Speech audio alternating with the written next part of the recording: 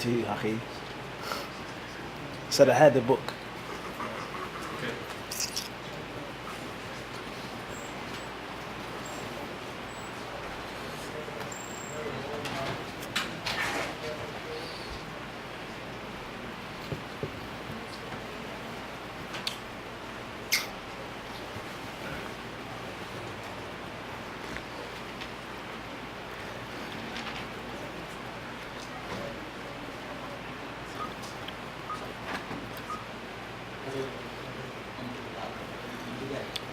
So, how's it going, Akhi? Alhamdulillah. How was your day?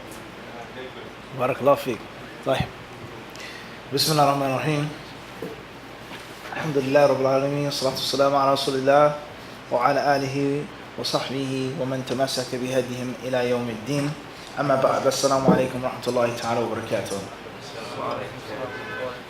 From the beneficial books and the small manuals that are available in both the Arabic and English language, it's something called Risalatun fil Fiqh al-Muyassar. Risalatun fil Fiqh al-Muyassar. And in English it's called Fiqh Made Easy. A basic or beginner's textbook on fiqh. Risalatun fil Fiqh al-Muyassar. The author of this book, Dr. Sheikh Salih ibn Ghanim Sadlan, who's well known from the Mashayikh and the Ulama of Riyadh. He wrote a book some years back for the Muslim minorities in the Eastern European countries, some of the countries that used to be a part of the USSR, in which there are a lot of Muslims there, but many of them still lived as minorities. So he was asked, and he was requested, someone asked him to write a small, basic, simple manual for them to start off with. So it's a very beneficial work in Arabic and in English. If you're studying the Arabic language and you wish to study the sciences of the deen in Arabic, it's an excellent primer. Risalatun fil Fiqh al-Muyassar. And if you're studying English, or if you're a school teacher, or if you have a summer camp, okay, or if you have a daycare, or yourself, or your own family, very beneficial work, Bidnillah subhanahu wa ta'ala. That's been translated some years ago by Jamaluddin Zarabozo, by Al-Bashir Publications.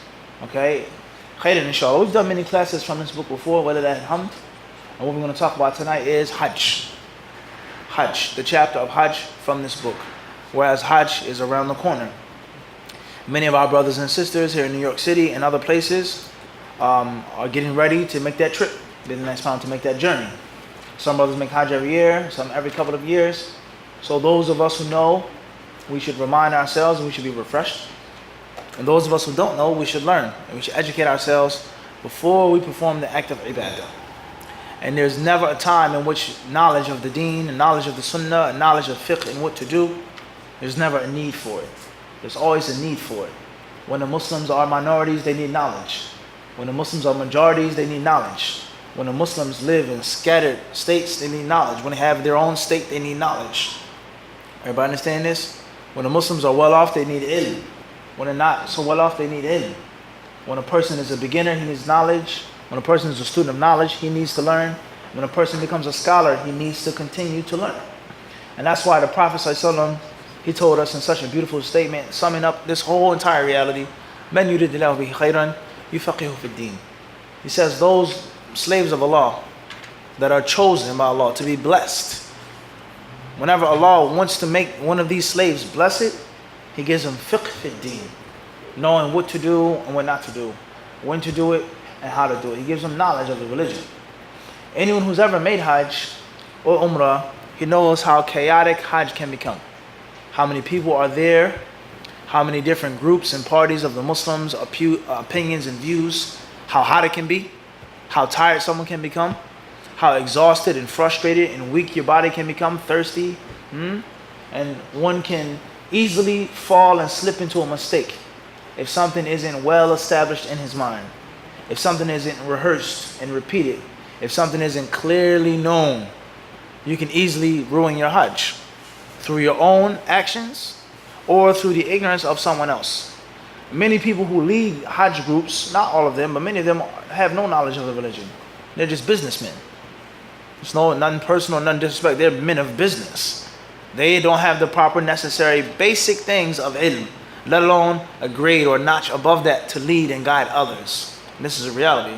So oftentimes you have many Muslims who spend thousands and thousands of dollars. That's just on the tickets, on the hotels, on the visas, on the package, not including food, not including expenses, not including spending money, not including hospital, things like this. They spend all types of money and they don't even have the proper basic understanding of what Hajj is and what it isn't, what to do and what not to do. Can you stone before noon? Is it permissible to stone after noon? Can you make the tawaf like this? Is it permissible to delay the sa'i? You have to have all of these different issues. One of the most common problems that the Hajjis have from the years in which we made Hajj and led the Hajj groups is with regards to the Tawaf al-Wada, the farewell pilgrimage. The farewell pilgrimage. And many women ask, when I menstruate, can I take pills? Do I have to wait until my menses is over? The Hajj group is leaving me. I don't have a mahram. I can just go back to UK even though I didn't make that Tawaf al-Wada. Am I still in ihram? And the list goes on of problems without having the basic common ilm and the basic common fiqh. Knowledge is a light. It's a street light, bright. Late at night, a foggy night, knowledge cuts through the fog. It cuts through the ignorance. Everybody understand this? And only Allah knows the different stories that we can tell you. In the tents, people that came from Algeria, people that came from Texas, people that came from all over the world will ask simple basic questions. You give them the answer, they will start crying. Or they will want to hug you and grab you, pray for you, pick you up, lift you off the ground. They felt so happy that you made it easy for them. You gave them the ruling, you gave them the basic fatwa, the basic hadith, which glues everything together for the Hajj to be valid and not to be invalid. Everybody understand this? Or to make it easy for them. Everybody clear this? So this is all the concept of what? Fiqh fi din. Its importance and its virtue. And whenever someone or a community is going to grow and thrive, there lies no doubt that one of the driving forces and one of the guiding principles has to be a serious amount of Islamic knowledge. Now, Abu Sa'id has to be what? A good, strong backbone and vertebrae of Islamic ilm. Everybody clear on this? Just like there are other driving forces and guiding principles as well, such as a good financial establishment, business-minded people, responsible people that know how to handle money, manage money, and produce more money. And there are many other things as well. Everybody clear on this? We're talking about ingredients for a good, strong community. Khairan inshallah ta'ala. So therefore the author, he says here in the 6th chapter, Al-Hajj, Ahkam al-Hajj, Al-Umratu Ahkamuha. In the 6th chapter he says the Hajj. And he has 2 sub-chapters. The first is Ahkam al-Hajj. What are the rulings of Hajj? And the second is Umrah and its rulings. In other words, it's not just about going to the black stone, going to the Kaaba. But just like anything else that we do in our religion, whether it's jihad fi sabilillah, salat, marriage, aqiqah, anything and everything that we do in the deen is based off of rulings. Ala lahul khalqu wal amr. Allah Azza wa Jal, He's the one who does what? He's the one who created us, subhanahu wa ta'ala. It is His right to legislate. It is His right to dictate. It is His right to be worshipped alone without any partner. And He's the one who tells us how to worship Him, subhanahu wa ta'ala.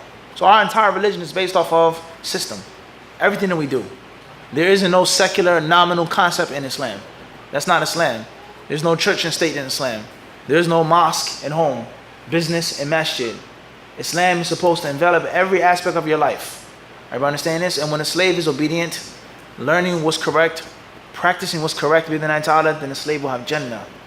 He'll have what? Na'im, happiness in this life and in the hereafter. Khairan inshallah. So therefore the rulings of Hajj.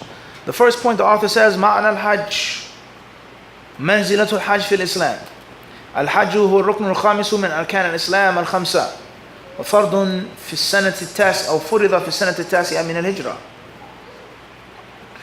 قال تعالى ولله على الناس حج البيت من استطاع إليه سبيلا. وقال الرسول صلى الله عليه وسلم بني الإسلام على 5 شهادة أو شهادتي أن لا إله إلا الله وأن محمد رسول الله وإقام الصلاة وإيتاء الزكاة وحج البيت وصوم رمضان. The author, he says here معنى الحج. He says the meaning of Hajj. And here in this version of the book is missing. It's missing. The ulama of Islam, they say that Hajj linguistically means al-qasd wa tawajjuh. إلى شيء معظم. القصد والتوجه إلى شيء معظم. It linguistically means for you to look and search and to chase after and go towards something great. To intend on traveling or reaching a great thing or a great place.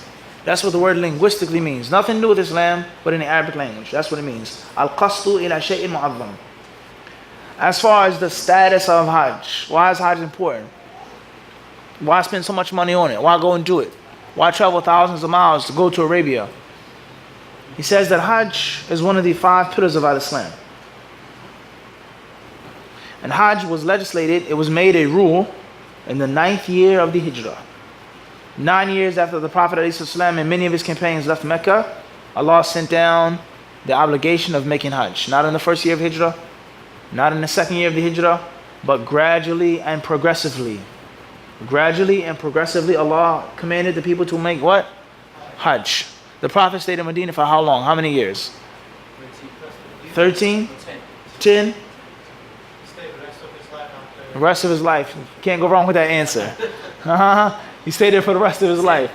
Just 10 years or more than 10? 10. After Revelation. Sorry. Just 10 years. Khairan inshallah. So that means that Hajj, based off of what you guys said, that Hajj is from the last of the things that were what? Legislated. Everybody clear on this? That Hajj is from the what? From min, akhir. From the last things that were what? Sent down. Ramadan was sent down when? What year was Ramadan legislated after the Hijrah? 2nd year. So 7-year interval between Ramadan and what? Hajj. Everybody clear on this? طيب. Allah the Exalted says, وَلِلَّهِ عَلَى النَّاسِ. Allah says that it is Allah's right. It's what would the people owe Allah. To make Hajj to that which is called Al-Bayt. The house. The what?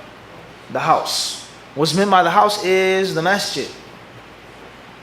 What's meant by the masjid is the sacred masjid. The Kaaba al-Musharrafa. Nothing that the Muslims worship. Muslims do not worship the Kaaba, as some ignorant people and malicious Christians try to claim. That this is the greatest manifestation of polytheism in Islam, which is supposed to be a monotheistic religion, Abrahamic faith. But you have this big black rock that you worship. Everybody understand this? When Allah clearly says, let them worship what? رَبَّ هَذَا الْبَيْتِ. Let them worship what? The Lord of this house. So this is a basic surah in Juz Amma. If you read, you will understand that the Muslim never ever worships anything besides Allah Azza wa Jalla. And the only reason why we make tawaf and sa'i and do these ritual symbolic acts is because they were legislated by Allah.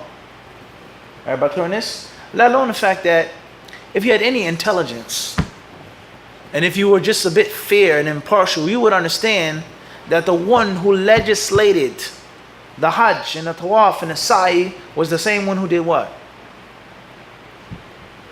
Destroyed the idols. He did what? He destroyed the idols. So how could Abraham, according to the Muslim version of the story, Abraham break the idols and then make a huge, gigantic, big black cube and make it an idol for his followers? Something seriously what? Wrong with your scholastic criticism of Islam. Everybody, something is seriously wrong. You calling yourself a scholar of religion, let alone finding faults in Islam. Abraham is the one, him and his son, his wife, these people, these are the founding fathers of what? Of Hajj, of Zamzam, of Sa'i. And he was the same one who lied for the purpose of what?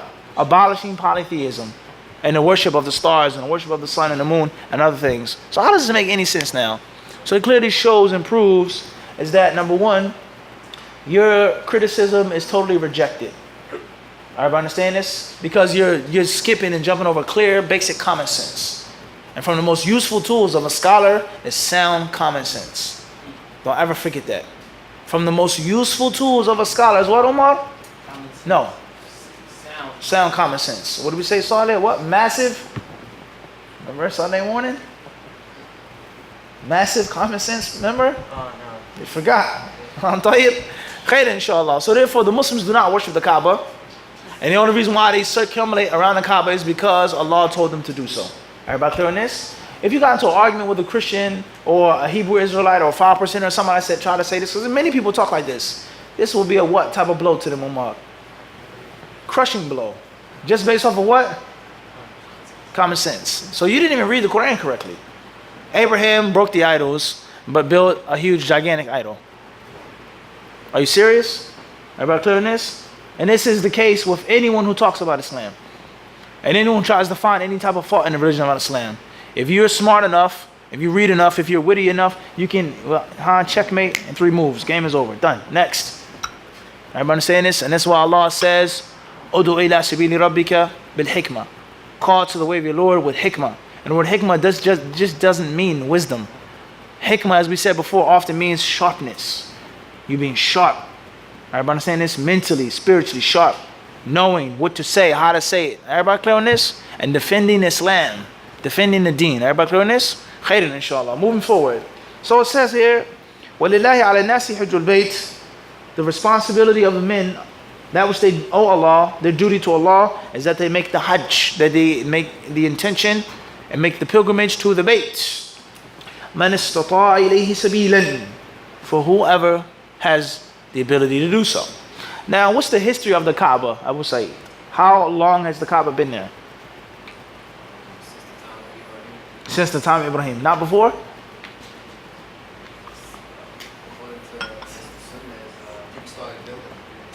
Ibrahim started building it. Right?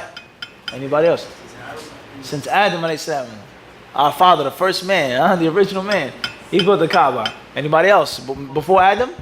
We also know the structure has been changed many times. The structure has been changed many times. Right? Before Adam? This is a valid question. Yes. Was the Kaaba there before Adam alayhi salam? It was there before. Who built the, who initially established it? The Malaika, the angels. Allahu Alam, what was before Adam? That's first and foremost. We don't know. Tayyib, khairan inshallah. Al-Muhim, that's a good thing for you to read about. Read about the history of the Kaaba. How long it has been there, and how long it's been something that's been sacred and holy. And, as he mentioned, how many times when the construction, changed through the different change of power. The power went from one hand to the next. He destroyed it. He wanted it bigger. He wanted it. Everybody understand this? When did they put the black drape upon the Kaaba? How long has that been there? Everybody understand this? Hajj. Right. Who's Hajj? The governor of Iraq. Right. What was so special about this guy Hajj? A lot of things. Like what? Take over Medina. You try to take over Medina? He's oppressive. Well, how is he oppressive if he made the drape on the Kaaba? Tayyib. Huh? He mixed good and bad. What were some of the good things he did?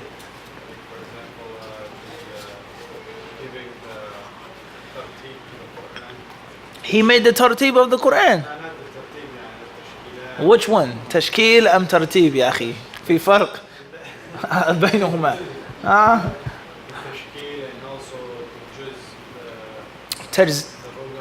طيب خير إن شاء الله. المهم, read about the evolution of the Kaaba. When was the calligraphy placed upon the black drape? With the gold inside of the thread. Read about the history of the what? Of the Kaaba. Also, if you go make Hajj or Umrah, bidnai ta'ala, try to go to some of the museums there and read about, see some of the pictures, the photographs, the historical context of this Bayt. Everybody on this? Of this what? Of this Bayt. Khair inshallah. What does Allah tell us about the history of the Kaaba in the Quran? إن أول بيت وضع للذي ببكة. طيب. Who's the Allah talking about there? هذه آيات في من? Ibrahim? Not Ibrahim. So what does Allah talk about the Kaaba before Muhammad sallallahu alaihi wasallam? Before the Prophet alayhi salam? What is the Quranic context of the Kaaba before the Prophet Muhammad? Abraha. Where's Abraha mentioned in the Quran? He was ashab al-fil. Alam tara kayfa fa'ala rabbuka. Have you not seen how your Lord dealt with what? Ashab al-fil. Everybody they read about, Hannibal, with the elephants in the Alps, right? And the elephants and attacking Europe, The concept of the elephant was what? It's old. Using the elephant like a war vessel, Huge, gigantic elephant, So he had an army of what? Elephants, with the intention of destroying the Kaaba because he was jealous. He was jealous. At the time, he was the governor of Yemen. The Abyssinians were in charge of much of Arabia during his time, before and after, etc. A stronghold of Christianity and also of many mushrikeen as well. So he wanted his own temple, his own shrine, his own sacred place that was just as good, if not better than that of the Kaaba. And he tried to destroy it. And Allah, he foiled his plans. And look at the story, how amazing it is. You look how huge the elephant is. It's supposed to be one of the largest mammals. After maybe what? The blue whale, sperm whale, maybe? Yeah. Elephant, largest mammal. After that, maybe definitely the largest land mammal. Everybody understand this? The elephant was huge. So just imagine Allah talks about the steeds of war in the Quran, the adiyat, horses that are so strong and so powerful that when they gallop, they make sparks. That's a very fast animal, snorting, breathing heavy, horsepower as they say about a car. So that's a horse. So imagine a what? An elephant that's trained for war. How big and how fast and how strong and how hardy this animal is going to be, and how intimidated your foe is going to be. You can imagine how hard it is fighting somebody on a horse that's coming down on you with a spear or a sword. So imagine someone on a what? An elephant. You can actually build a palanquin and shoot arrows from the top of the elephant. Launch lances. This is an amazing thing now. An elephant that's trained for war, to destroy. And Allah destroyed that army with what? Allahu Akbar. He sent the smallest, most minute thing upon them to cut them down. Ka'asfin ma'kul. Everybody understand this? He sent upon them birds with stones made of baked clay. So it's much more than just the miraculous destruction, but it's the concept of Allah is bigger and stronger. Everybody understand this? And then oftentimes people, they're so big, so powerful, it's the smallest thing that does what? Is their underdoing. Everybody understand this? That this is deep.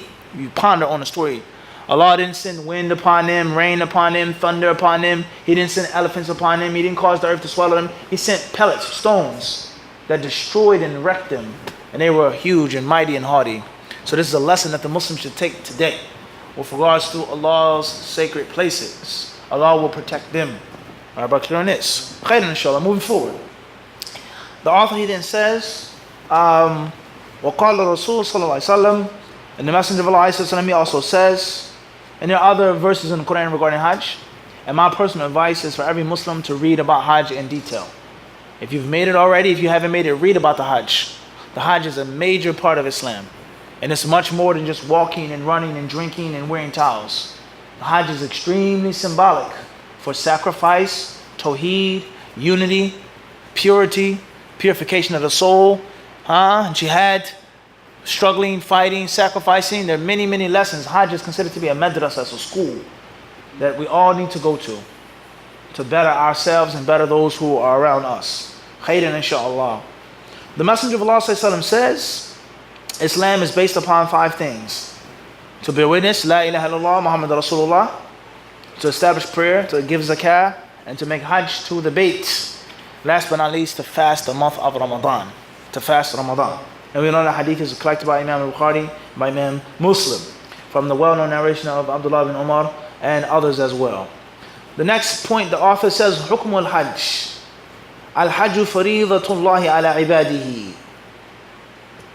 مرة في العمر لقوله صلى الله عليه وسلم الحج مرة فمن زاد فهو تطوع. The author says, the ruling of Hajj. What is the ruling of Hajj? Is Hajj mandatory? Is it recommended? Do you have to do it every year? How many times do you have to do it? What is the ruling on making Hajj? How many Muslims haven't made Hajj with loads of money? How many you know, Akhi? How many people do you know that haven't made Hajj with the ability to make it? Many. What about you, Abdul Khawi? What about you, Akhi? You know anybody? Friends, family members? Many or just a little? Many. And it's sad. I'm sure if you spoke to some of them, they say, I didn't know Hajj was mandatory. Ignorance has become so widespread. Basic fundamentals of Islam have become forgotten about among many Muslims. And I'm sure there are many of us who do know Hajj is obligatory, but the dunya, sins, disobedience, New York City, Van Wyck Expressway, up and down, here, there, hustle, bustle. The heart becomes rusty. This is a reality. Heart becomes hard. Work, bills, family, kids, this, that, sports, media. People, they become caught up, they become lost. And they go far from Allah subhanahu wa ta'ala. And then they be reminded, and then they be brought back to the most basic teachings that Hajj is obligatory. Have you made Hajj, ya akhi? Have you fulfilled the 5 basic pillars of your religion? How many people on a daily basis, and we'll say this as a reality, they talk about people all day, every day. That's all they do is talk about Muslims. And if you sat down and asked them, have you made Hajj? They say, no, I haven't made Hajj. I don't have a passport.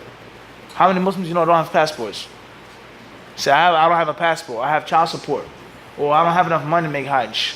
So maybe you need to prioritize. All the time and energy and effort that you spend talking about people, spend that time, energy, and effort saving money. Get a better job. Make a business. Do something with yourself. You haven't even fulfilled the pillars of Islam, and you want to talk about someone who may have made Hajj 20 times, 10 times, Allahu A'lam. That's totally what? Backwards. Everybody clear on this? So this, you'll be shocked how many people who haven't made Hajj. You'll be shocked. A basic, common, simple pillar of the deen. Everybody understand this? We live in America, in which, alhamdulillah, everybody's not rich in America. Everybody's not well off in America. There are people that struggle. There are people that are poor. All right? But in comparison to other countries, second world countries, third world countries, the average American is way beyond those people.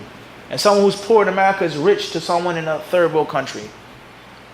You make Hajj and you meet some of these people, and they have gray hair, gray beards, old ladies making Hajj. You talk to them and say, I'm 50, I'm 60, I'm 70. This is my first time making Hajj in my life. In other words, this woman from this village, she saved up money for 50 years to get on a boat and make Hajj. This person worked their whole life just to see the Kaaba. I know people, older Muslims that are old, and it's their only dream in life is to go and see the Kaaba up front and personal. And then when they go make Hajj, they're not staying in some high-end luxury hotel. They're not eating lamb and rice for every meal, they basic living. But they go and they make Hajj. You eat.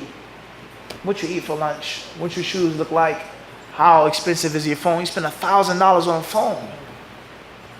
$1,000 on a phone. And then when a new phone comes, you get another phone. How much money do you spend on food and drinks and this and that?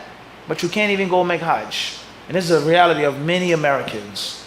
I'm sure in other countries as well, Canada, UK, but we're talking about our country right now. Something's definitely what?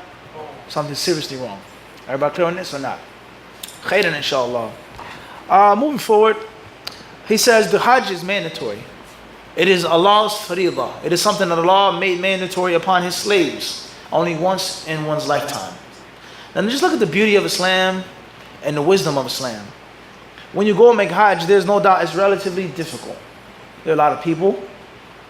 You're not eating what you want to eat, drinking what you want to drink, wearing what you want to wear. You have to learn, you have to walk, you have to sit in the sun, you have to get pushed. You may get your feet stepped on, you may get pushed down and trampled and stomped on. Someone may spit on you on Hajj. Somebody may grab you or touch you in Hajj. This is reality.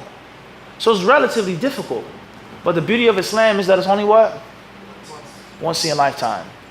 Not twice, not 3 times, not 5 times, not every 5 years. So if you're a Muslim and you live to be 80 years old, that which is mandatory for you to make Hajj what?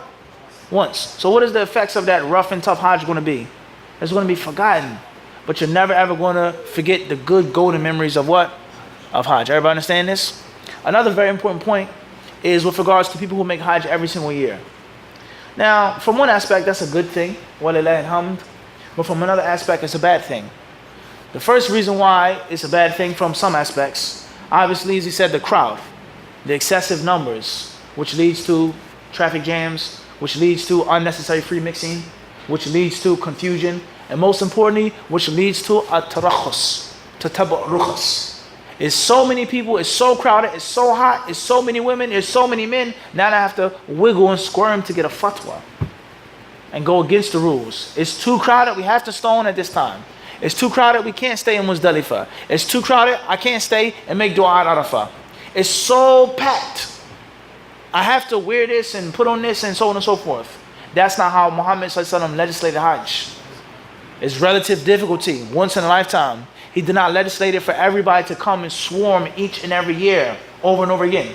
Nor did he legislate for it to be this type of business how it is, in which things are made difficult upon you. And when it's made difficult upon you, feel the squeeze, then comes the what? The fatwa. Ah, Sheikh, it's just too many people out there. And then you read the hadith, you have to do this. Then he say the religion is clearly what? Hard, not easy. Why do we have to stone afternoon? Why? It's too hot. It's burning hot in Saudi Arabia. It's 1 million people. Everybody understand this? You talk to this brother, I made Hajj 10 times. This is my 10th year. This is my 15th time. I've done it again. Every time. That's a problem. Also, the concept of women making Hajj. Is it from the sunnah for a woman to make Hajj more than once? What's the ruling on that based off of the hadith of the Prophet ﷺ? What did the Prophet tell his wives when he was dying, alayhi salatu wasalam? What did he tell them? We'll leave that. You think about it, you figure it out. Those who do know may know. The concept of a woman continuing to leave her house, to travel, uncover her hands and her face, mix with men and women, push, get pushed. And then the brothers, you see them make Hajj with their wives like this. They make Hajj and they make it like a bubble around their wives. Don't come near the circumference of my wife's behind. Don't come near my wife. And then that's one brother. And then we have what? 10 other people like that. Then that's a problem, obviously. Elbowing, kicking, kneeing. Wahakadha. It's chaos now. Let alone the concept of fitna. People that say Hajj is too much fitna. I want to get married before I make Hajj. There's too many women there. This is reality. The ulama of Islam, they talk about this. Do you think all of those women there is their first time making a Hajj? Many, yes. But all? No. Everybody get the point we're trying to get to? There's wisdoms in the system of Allah. As we just talked about Umar, right? The Sharia is a what? Well-oiled machine. It's cohesive body. When something is neglected, when something is pushed too much, then other things what? They go wrong. But if you try your best, no one is perfect, starting with myself. But if you try your best, bid'Allah ta'ala, to at least follow the system, everything is going to go what? Relatively smoothly. It's going to go what? Everybody understand this point that we're trying to get to? No. And I don't think anyone is going to truly be able to realize this unless someone who's made Hajj and actually seen it with his own eyes. Especially through different gaps of time. Those who made Hajj in the 80s, then they saw it in the 90s, 2000 to 2017. He saw how it does what? Everybody clear on this? Last but not least is the business aspect of Hajj. There's so many people, they swarm every single year, and oftentimes the conditions are appalling. They're appalling conditions. Now, people, they complain about the bathrooms, about the tents, about the buses, about the food. They complain about the men and the women and the mixing and this and that and the people and so on. They complain about when people shave their hair, they put hair everywhere. They complain about these conditions. Whose fault is it that the conditions are so bad and appalling? Can't blame the government. Absolutely. Some things, clear responsibility, but not everything. But the biggest problem, if you ask me, or the one who's to complain about is who?